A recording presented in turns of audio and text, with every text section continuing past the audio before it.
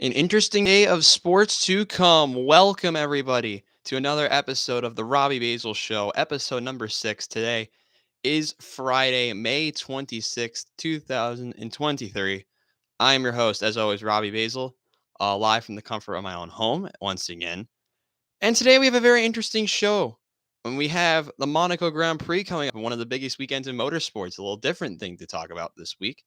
We have the NBA and Stanley Cup playoffs to talk about, plus what's going on in Major League Baseball and two title chases to look out for, and what can be going on in the realms of the Premier League and the Bundesliga. All that to come. But today we're going to begin with a little bit of a reality check type of thing today. It's a little bit different, but I feel like it's only right to talk about this. As you all know, if you followed the last episode and followed the PGA over the weekend, you remember I talked about Michael Block on Monday, and that he's playing in the Charles Schwab Challenge this weekend. Well, that title chase is gone, and the hype might be gone. And I think it's a good thing, because I'm going to be dead serious with you guys. Why did he have any hype to begin with? Granted, it's a PGA pro playing in a PGA Tour event. It's very rare to see. I know that. However, no one talks about how he got here, and it's frustrating. Because if you follow the PGA Tour for a long time like I followed it for 7 years now. One, this never happens. But the stats that Michael Block has, driving distance, all stuff like that, he should not be here. And the only reason he is here is because a part-time PGA Tour player wanted to go fulfill his full-time card on the Korn Ferry Tour. By the way, a lot of respect for that, because you don't really see that very often. But I talk stats. Let's go over statistics, shall we? So, driving distance. Love this stat, by the way. He averages 284.6 yards, which is like nothing. For context, that would put him around 186th out of 201 total PGA Tour players. That is astonishingly bad. I know driving distance isn't the biggest thing in the world. Well, you have to be accurate then, right? For context, his fairways driving accuracy is 55%, which would put him around 140th, which is also not great. Granted, some people are down to 45%, which is, I don't know how you're here, but that is also really bad. But strokes gained putting 0.998. Where would that put him, you would ask? 0.998? He can putt. I will give him that. He can putt. I'd put him out around third-ish. But the 577th best player in the world should not have been here in the first place. Stop putting hype around this man. I know it's going to be hard to say, because people think, oh, it's nerves. Oh, my God, it's something. There should not be any excuses. This is, as a watcher of this sport for a long time and seeing this, no one, and I mean no one, has ever given this type of break to anyone else. A PGA Club pro, a Tour pro, or anybody. Why are we doing it now? Why? He's in dead last and should be. He is in 120th, 14 shots off the cut.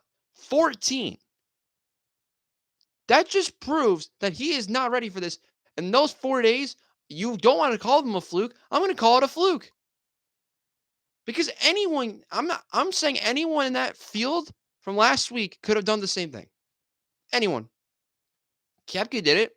He went on one. Hovland somewhat did it. He blew it. Kinda. In his first major that he's really been competitive in. Finished in second. Scotty Scheffler's done it before.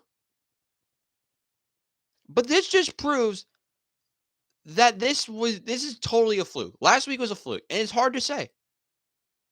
But if you have some of these stats as low as they are, you should not be here.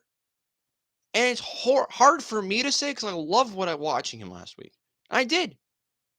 And it'll be nice to see him next week. And I'm going to bet that he misses the cut next year because Valhalla is just as difficult as this. I mean, by the way, for Valhalla, that was the last time Rory won a major, I believe, was at Valhalla because he's won a PGA there before. Sneak peek for that.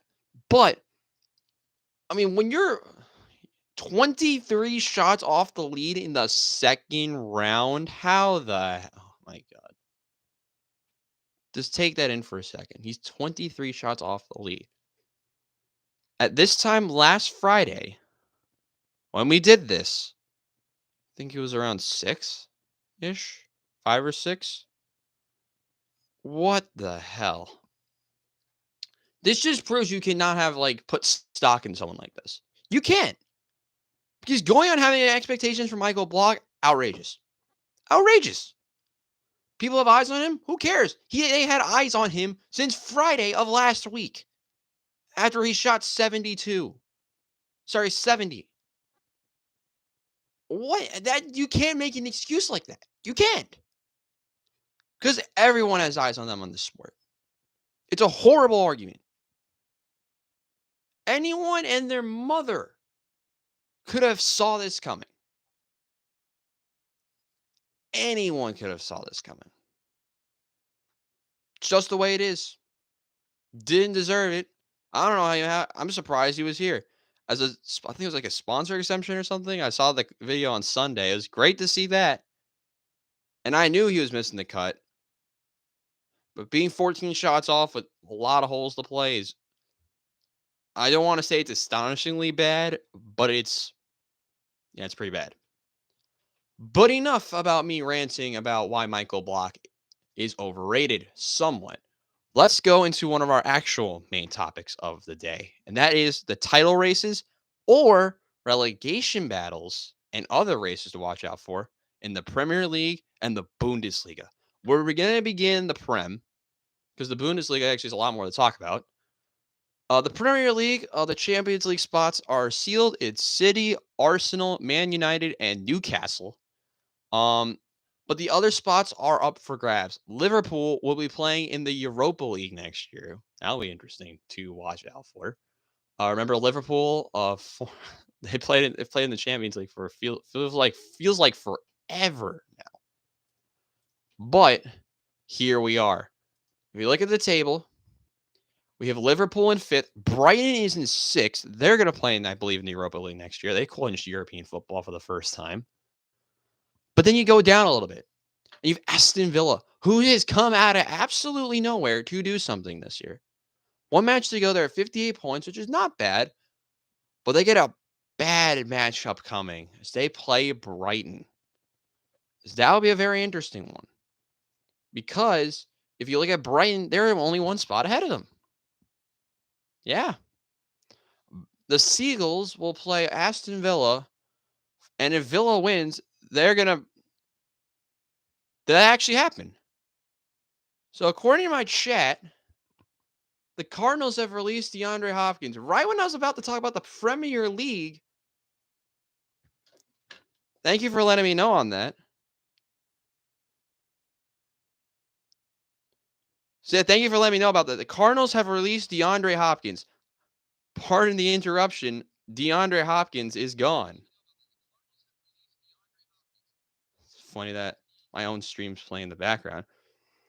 But according to Adam Schefter, thank you for letting me know about this. DeAndre Hopkins has been cut by the Cardinals. I did not expect this, especially this early, because I thought he would have a trade market. But with the way that contract is and how bad it is, that is unexpected. So breaking news, this just happened right when I was about to talk about the Premier League. The Cardinals have released DeAndre Hopkins. Oh boy. So what does this mean for the Cardinals? They're tanking. It was obvious before. Now it's even more obvious. But that salary, no one was going to take that. I mean, when he's getting paid double-digit $1 million, no, you're not going to get like a third-round pick for something like that. No one's going to have the money to do it. But what does this mean for DeAndre Hopkins? He's going to be going to a contender. Now, apparently, there was a list saying the Jets were in on him. The Jets aren't going to get him. I think it'd be there's a lot of teams I think that would be very interesting for him, and his market should be wide open. What teams could you watch out for? There's a couple. I originally liked them on the Bengals, but they have too many good receivers. Yo, Higgins, Jamar Chase, Tyler Boyd. You add in a guy like DeAndre Hopkins, that'll make them unstoppable. The Ravens, they just added Zay Flowers and Odell Beckham, add DeAndre Hopkins to that on like a 1 year deal and go all in on 1 year. You can talk about a team like the Browns, who if they need a receiver, maybe he can go back to working with Deshaun Watson again. The Browns should be in play for that as well. You want to talk about another team, New England. New England should totally be in the mix for him. They desperately need a receiver, and I think they were banking on this happening in the first place. The Giants need a receiver. I don't know if the Giants have cap space. The Giants would be a very interesting one, though. I mean, they go out, they drafted Jalen Hyatt. I do like the Giants would be a fun one as well. I mean, they had Darius Slayton and Isaiah Hodgins. I think it was their two best receivers last year. But the New York Giants would be a very interesting fit for sure. I mean, pairing DeAndre Hopkins and giving help to Jalen Hyatt and giving another option for Daniel Jones, I think would be very crucial for the Giants. There's so many good teams that could use him, and I don't think this decision will go very long. I'm thinking really, if you're really expecting this to be long, then that's outrageous. Like I said, this should not take very long. My prediction, there's so many teams. I think it's gonna come down. I want to see him on Cleveland to work with Deshaun Watson again and see how that works out. Like on a 1 year deal, put him on the Browns and see if they can actually compete in the AFC North. Because if that team flops again, oh God, there's so much you can say about that.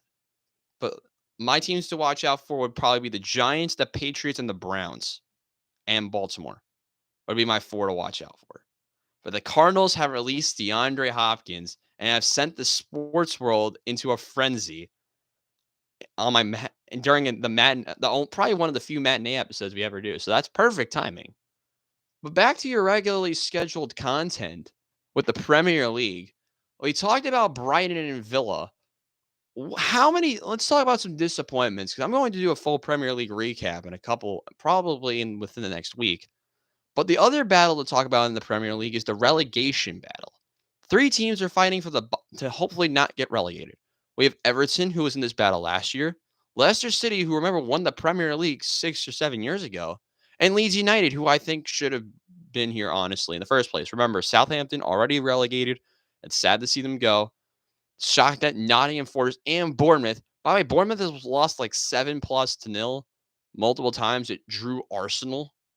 And I think Arsenal, United, and Liverpool. I think it was one of the teams. But the matches this week: Leeds plays Tottenham, West Ham plays Leicester, and Everton is playing Bournemouth. So who do I think is going to go down? I want Leeds to get a result, because I know Tottenham's going to throw out their full. Everyone's going to throw out their full 11 to this. I think everyone but United. I think United and City is going to throw out their full 11, because United and City play in the FA Cup final next week. So, thinking about it, the only 2 teams I don't think will throw out their full 11s is United and City, unless there's players leaving. I wouldn't be surprised if Arsenal maybe throws out Reece Nelson if he decides to leave. I wouldn't be surprised if Arsenal throws out Granit Xhaka one last time. It'll be sad to see him go for sure, but yeah, no, one of my old favorites as Arsenal plays Wolves. Chelsea, my goodness, in 12th. That's a very shocking one as well, Chelsea being in 12th.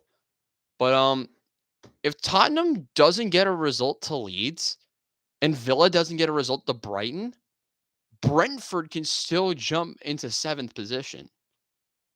Because their match, granted, against City, but City might throw their whole B squad, which I still think will be Brentford. But there's so many stories that can go into this end of the season.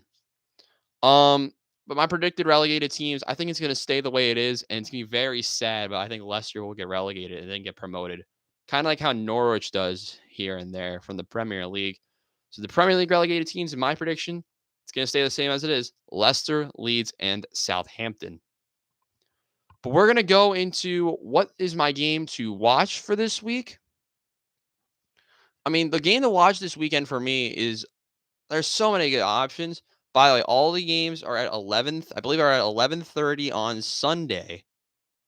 The game to watch for, I'm going to go with Brighton and Villa for how much that has on the line. Brighton and Villa would be a very interesting match in Birmingham. Um, I mean, you want to watch a very good balanced match. Chelsea Newcastle would be an interesting one. Arsenal Wolves I know is going to be competitive. But there's gonna be so many good games going on that you can really turn on your TV and go out and pick any of them. Well, we're gonna go over to Germany next and the Bundesliga. Now, the Bundesliga is way more interesting. Um, for starters, their title has not been decided yet. They have a Champions League place on the line, a championship still on the line, and relegation spots. We begin with the champions. So the title will go down to two teams this Saturday, with Borussia Dortmund currently in P1 at 70 points and Bayern at 68 points in second. Uh, Bayern, oh my gosh, you could call this a bottle job as well. Almost as worse as Arsenal. Recently, I thought I mean, they went out and lost away to RB Leipzig 3-1 after beating Schalke 6-0, Werder Bremen 2-1. I mean, they've struggled a little bit. I mean, they went on lost to Mainz, beat last place Hertha Berlin, beat Werder Bremen, beat Schalke, and went out and lost to Leipzig.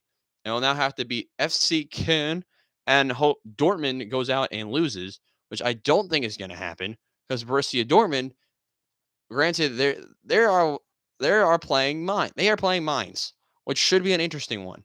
Dortmund, if you look at the table, they need a result. And Bayern's going to go full send in this match. Dortmund, while playing Mainz, who is ninth, Bayern has a much more interesting battle ahead. I mean, granted, they have to win, so you will see probably the best Bayern team. I wouldn't be shocked if Bayern wins like 6-0 and then still loses the title.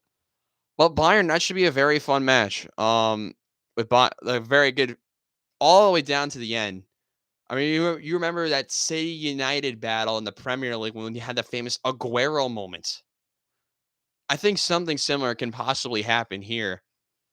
But Dortmund and Bayern, possibly the last match of Jude Bellingham at Borussia Dortmund.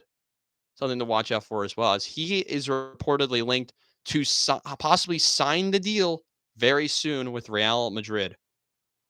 But what else is going on in the Bundesliga? Well, RB Leipzig, speaking of them, have clinched a Champions League spot. But what else is going on? There's a two-team race for the final Champions League spot, and that is Union Berlin and Freiburg. Now, Freiburg has come out of nowhere and shocked everybody. I mean, if you want to go over my predictions, I don't know where they are. I wrote them down somewhere. I have them at like 13th, give or take. Freiburg has to go out and beat Frankfurt and hope Berlin does not get a result against Werder Bremen. Now, I would not count on Berlin not getting a result against Bremen. They're going to get at least a draw.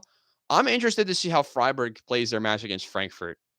Remember, Frankfurt was competitive in European tournaments for the last year. I mean, they went out and eliminated Barcelona last year in the Europa League. So they're going to throw out they're still a very competitive team. And the way that Bundesliga is this year, I love it the way the Bundesliga is this year.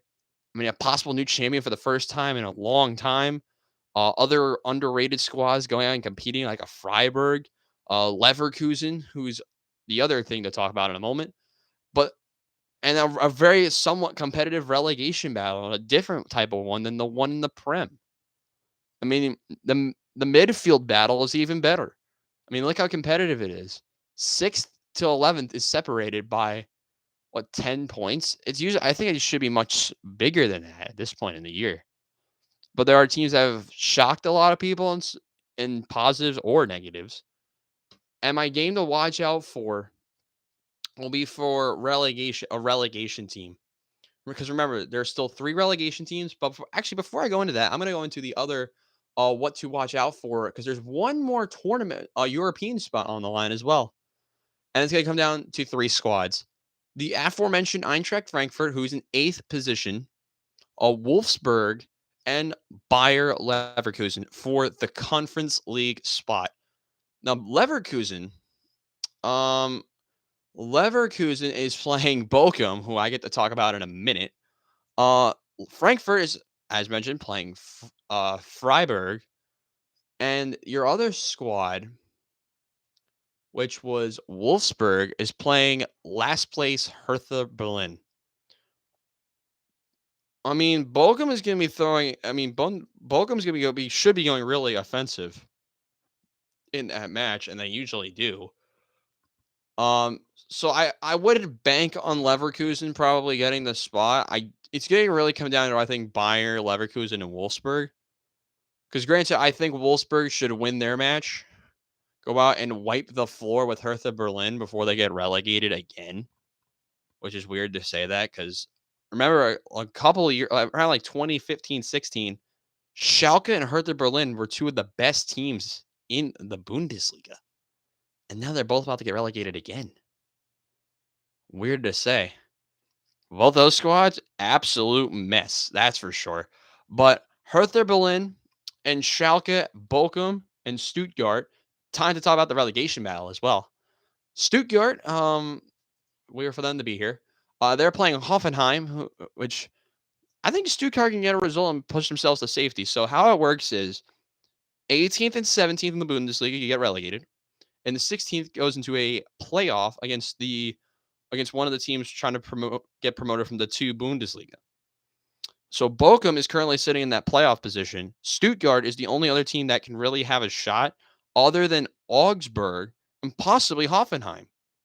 If you really want to go that far. I mean, 13th to 16th is separated by 3 points. If everyone goes out and loses, you could possibly see like an Augsburg, a Stuttgart, or even a Hoffenheim possibly playing that playoff position. I don't think that's going to happen. I think Hoffenheim is safe, possibly Augsburg as well. Stuttgart should be losing their minds that they're even in this position because they're playing in their match against Hoffenheim. I think that's likely going to be a draw. If that match draws, Bochum, I think. So let me know if I'm saying that wrong. I want to make sure I'm saying it right. Bochum is playing Leverkusen. I think Bochum can get a draw in that match as well. So if Bochum draws, and Stuttgart draws, it's going to come down to goal difference. And because Bochum's defense is the worst in the Bundesliga by 1 goal, because they've allowed a lot of goals. They've allowed a league high 72 goals. For context, in the Premier League, I want to look at this now. I did not expect to be looking at this today. Goal difference in the Premier League. The team that has allowed the most amount of goals is 74. That's Leeds. Bundesliga, it's 72. So it's actually with like less games played too. Bochum's defense is the definition of atrocious, and so it'll be a very fun battle. To the end for sure, but I'm going to bank on Schalke getting automatically relegated with Hertha Berlin. And I'm going to say, I'm going to go back on what I said about 4 seconds ago. I'm going to say Stuttgart actually goes out and loses because I think Hoffenheim is actually going to be played better because they're going to be in danger as well. And with the experience of this Hoffenheim team, I'm going to say they win. And Bochum finds a way to get out of the relegation battle and find a way to get out of it out of the playoff. But we'll have to wait and see. That's all it is. We'll have to wait and see. Should be a very fun Saturday and Sunday in the Premier League and the Bundesliga. Moving on to your next topic of the day. And that is a special one for me. For those who don't know, I was on the Starting Grid podcast like 2 weeks ago now. A lot of fun with Rome, Shane, and company. It was a lot of fun to do. Make sure to check them out. We talked about F1 when they were in Miami. And I feel like this is the perfect time to talk about F1 again because we're in Monaco this week.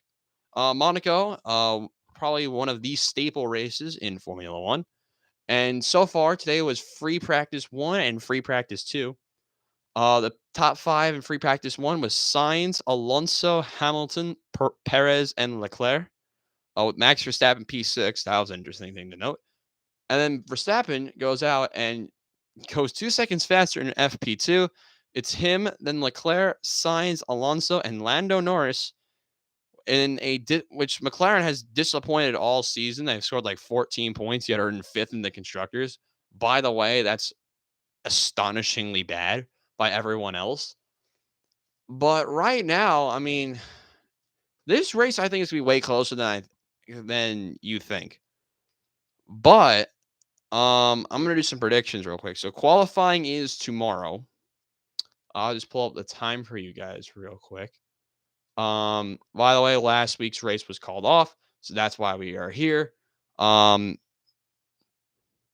so qualifying will be at 10 a.m. Eastern time tomorrow. Unfortunately, I won't be able to watch that. And then the race is at 9 a.m. on Sunday. So it should be a fun one to watch for sure. Um, what to watch out for? I think drivers to watch out for. I'm gonna name you a couple. The first ones to watch out for. I mean, to win. I mean, you have to say Verstappen. I mean, he's won almost all of the races along with Perez. But he's gotten P1 and P6, which is better than Perez so far in free practice. Granted, everyone's times went down by a minimum of 2 seconds from the fastest laps earlier. That's a fun thing to note. And remember, this circuit, there's not a lot of overtaking. So interested to see how the racers do, like trying to overtake, do all that fun stuff. A driver to possibly watch out for. I want to see Lando, but I don't know if McLaren has the race pace. Granted, this could be the race where they turn it around. Like I said, there's not a lot of overtaking in Monaco. There's not a lot of places to do it. So if Lando qualifies well tomorrow and they don't screw up the strategy like in Miami again, could we possibly see McLaren get their highest finish of the season? That would be fun to see as well. And then you can never count out LH, Hamilton. I don't think you can count him out of this race either. I mean, the amount of times he's won here, amount of times he's been competitive here, I think this is a race where he can bounce back as well. Alonso, same reasoning. Of course, Charles Leclerc. So my predictions for tomorrow in qualifying. I think Verstappen's going to get it. He's going to get pole. I think it's going to be very similar to what FP2 was. So I'm going to say it's Verstappen. Then I'm going to say it's Carlos Sainz in P2. Then Leclerc, Alonso, Perez, and Lando, followed by LH, are the top 7. And then for the race, I'm going to say I want Charles to win it, but I don't think he does. I'm going to say Carlos wins it. A Ferrari is going to win a race. I think it's going to be a screwed up pit stop possibly for Leclerc again. I'm going to say it's Sainz, Verstappen, Leclerc, Alonso, then Lando, then Perez, then LH. It's going to be very close, though. It's going to be way closer than last year. Way more. I want to say, like, it's going to be way different than every other race because remember, last week was supposed to be the week where they saw all the upgrades to the cars, and this week, and then it didn't happen. This week, I don't think really any car should be upgraded because of how like different this track is from everyone else. I mean, the next race, for context, is in Spain, and then Canada is in Spain in a week. So that'll be fun to watch out for as well. And that's probably when you're going to see all the upgrades, if there are any more upgrades to come. I mean, I heard a brand was bringing out a new engine possibly. Sorry, we'll be Aston Martin's changing engines in a couple of years. That's what I was trying to say. But it should be a fun race to watch out for. I think a lot can happen. Will a lot happen though? I mean, some of the races have been very boring and uneventful, despite there being regulation changes. And I've been very vocal about them when I was on that Starting Grid podcast episode because I think there should be more regulation changes to promote more racing and not Red Bull running away with it. Because remember, when Lewis Hamilton was winning all those championships, No one else really even competed with him for a long time, other than Nico Rosberg back in, I think it was 2016. And then Lewis just won everything else until Max won it in 2021. But should be fun. Hopefully there's changes. And I think it'll be a more competitive race than people expected. We're gonna head to the realm of baseball, and we're just gonna go through a quick update on the standings. In the American League, as of today, the Rays sit 3 games up on the Orioles at 37-15. The Orioles are 33-17 by win percentage. That's a 3-game difference. Then it's the Yankees, Boston, and somehow the Blue Jays are behind the Red Sox again. Granted, all those teams are above 500. I don't think anyone expected this. In the Central, we have Minnesota and the Tigers are in second. Okay. The Tigers are 2 games behind Minnesota. Then it's the Guardians. Then my White Sox pick. That's probably my word. Honestly, that White Sox pick is probably one of the worst ones I've had in those into the stands prediction was the White Sox. Why did I have faith in them? I don't know. And then in the West we have Texas, then Houston, then the Angels, then the Mariners. Yeah, my predictions this year were not very good. I mean, I did say Baltimore could possibly be a playoff team, but jeez. In the National League, where everything's even more chaotic, the Braves lead the Mets. I don't think anyone's shocked by that.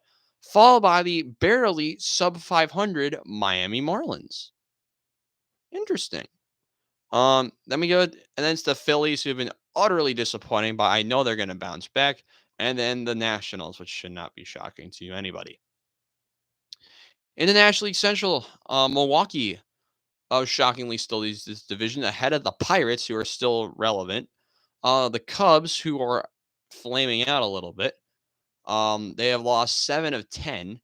And then the Cardinals, who have won 6 of 10 and are 5 games back at 23-29. And then predictably, the Reds, who I knew were going to be here in the first place. They've also lost 7 of 10. In the National League West, it's the Dodgers holding the lead of a game and a half over the Diamondbacks. This season has been weird as heck. And I'm going to tell you why it's weird as heck. Because you know that San Diego's offense was supposed to be really good. Let's look at some numbers. San Diego, as a team, is hitting it with a batting average of 224. What the hell? The Padres are hitting 224 with a 703 OPS. For context, that is worse than the Rockies, who are behind them in the division. Now, granted, a lot of teams have been hitting bad. You want to keep going down the list? In P24, you have the Astros, who are hitting under 700, who have under 700 OPS. Milwaukee is above them. They have a 700 OPS. The Reds are barely behind the Padres and are ahead of the Astros. And don't forget the Mariners. Yeah, they're here. They're hitting a 692 OPS, which granted, their offense last year in the beginning of the year was not very good, and yet they turned it around. Detroit's here. They're in 29th. They have a 660. Oakland's not even in last. Granted, they've played 4 more games than the Guardians and the Tigers. 3 more than the Guardians and 4 more than the Tigers. But, what the heck is going on? 660 OPS and you're in second. Granted, it's the Central. But, what? That's crazy to me. By the way, first place in OPS is the Rays. I don't think anyone's shocked by that. The surprising team that's up here, I think, is the Red Sox. Because I don't think anyone... I mean, people could have predicted the Diamondbacks to be here because of the Giants getting worse. The Rockies got worse. The Padres got kind of better. But the Red Sox, they're in probably one of the most competitive divisions. And I think they're in the most competitive division in baseball this year. And no one's going to debate that. Because they went out and are hitting with a 765 OPS and have a decent team average of 262. That's not bad. That's actually kind of impressive with how low some of these batting averages are. I mean, Baltimore is up here as well. Baltimore, I think, is one of the most surprising teams in baseball this year. I mean, I said they could compete for a wild card spot, but oh my gosh, they are proving me wrong. 33-17 through the first 50 games. They've won 7 of 10. The run difference is kind of decent. They are astonishingly good on the road. They're 18-9, the only team in that division. I believe the only team in the American League. Yeah, the only team in the American League that does not have double digit losses on the road. That is amazing. And at home, almost even better. The only teams that have an single digit record, single digit loss total at home, you have to look at Tampa Bay, the Jays, the Toronto Blue Jays, and Texas in the American League. And just looking at the overall league, the only teams that have a single digit losses at home, there's two teams. Baltimore this is on the road, by the way. Baltimore and Atlanta are the only teams with single digit losses on the road this year. That is amazing. And that's just something to look out for. I think Baltimore is going to continue this run, but I think they're going to need to add pieces. I think they're going to need to go trade for pieces. Starting pitching, I think, is going to be the thing to watch out for them. I think they need that top tier starting pitcher. It's going to be up to the team if they want to increase their payroll. I know they didn't do much in free agency, and that was kind of a payroll issue, which is disappointing to see because I think Baltimore could even be leading this division at this point. Seeing that they're only 4 games back of the red hot Tampa Bay Rays. Um, the most disappointing team so far in the American League through the first 50 games. I think this is a perfect time to go over this. Most disappointing team. There's a lot of choices here. I'm gonna go with the Mariners because I said they're gonna be really competitive and they're in 4th. Granted, only 5 games out. But you got to pick them or the White Sox. I think are the two most disappointing teams so far. The White Sox are 6 games back of an awful AL Central that somehow has the Tigers in 2nd. But the Mariners, I think, are in a more competitive division. So the most disappointing team in the American League so far is the White Sox. I don't think many people would debate that. Nationally, most surprising team so far, I'm going to go with the Diamondbacks since they're 8 games over 500. I still think they're really pieces away from being ultimately competitive. But this is the most competitive team I think they've had since Paul Goldschmidt was still there. Um, they're currently in 2nd, a game and a half out behind the Dodgers, and around 4 games above the Giants. And then you have the disappointing Padres, who are 6 games behind the Diamondbacks. Most disappointing team so far in the National League, I'm going to go with the Phillies because they had so many expectations to bounce back after that World Series appearance last year. They go out in 4th behind not only the Mets, but the Marlins. How the heck are you doing this? That is miraculous.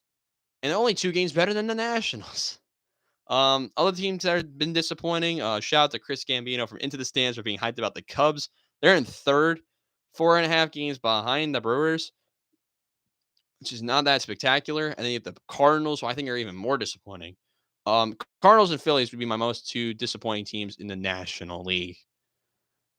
It's been a very interesting baseball season so far. But we have 2 quick topics to talk about. And I would be thinking at this point, the way these 2 series have gone in these playoffs, in the NBA and the Stanley Cup playoffs, I thought we'd be able to talk about the finals today. But no, next episode, we're going to go full preview of full breakdown and preview of the Stanley Cup and NBA finals. Stanley Cup playoffs, the Stanley Cup finals, and the NBA finals. Because the Celtics yesterday went out and beat Miami. And I was able to watch a part of this. But their points leader for the Heat, you went out and had Duncan Robinson put up 18.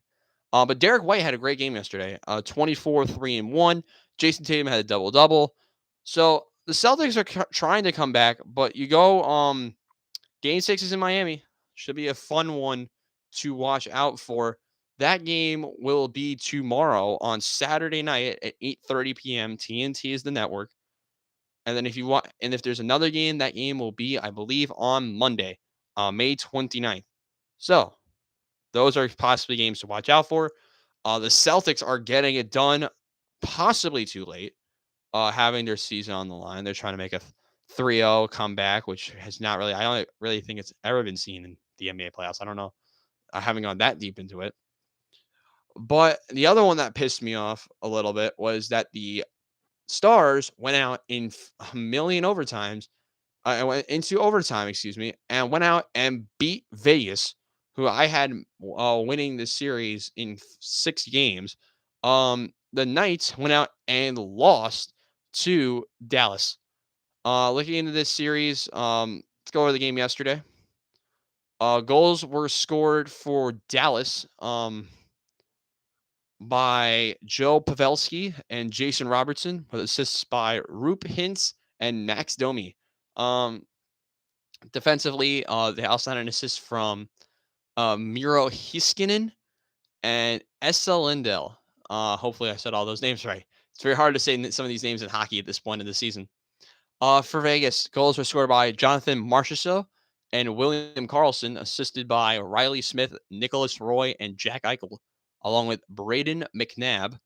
Um, so yeah, very interesting game yesterday. Game 5 will be tomorrow as well. So the NBA and NHL playoffs will be my two things to watch out for tomorrow, with the Dallas Stars and the Knights playing tomorrow at 8 p.m. and then the Heat and the Celtics playing at 8:30. Both of those games are gonna be fun to watch. Both I think are gonna be very electric.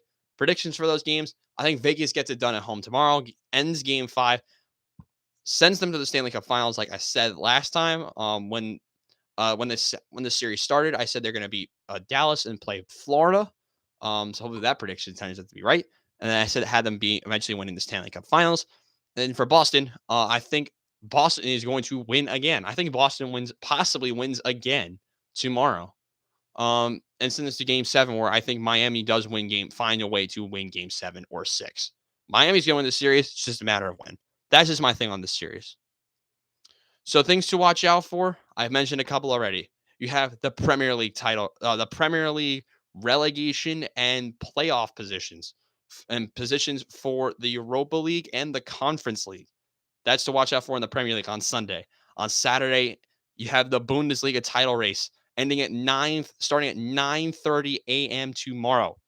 You have Borussia Dortmund possibly going for the title. They're battling Bayern Munich for the title, and a relegation battle featuring teams like Schalke, Stuttgart, Hertha Berlin, and more.